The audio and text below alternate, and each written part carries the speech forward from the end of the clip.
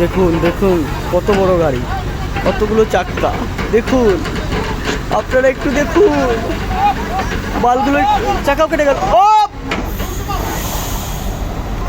চাকাগুলো কেমন ভাবে কেটে যাচ্ছে অটোমেটিক। দেখুন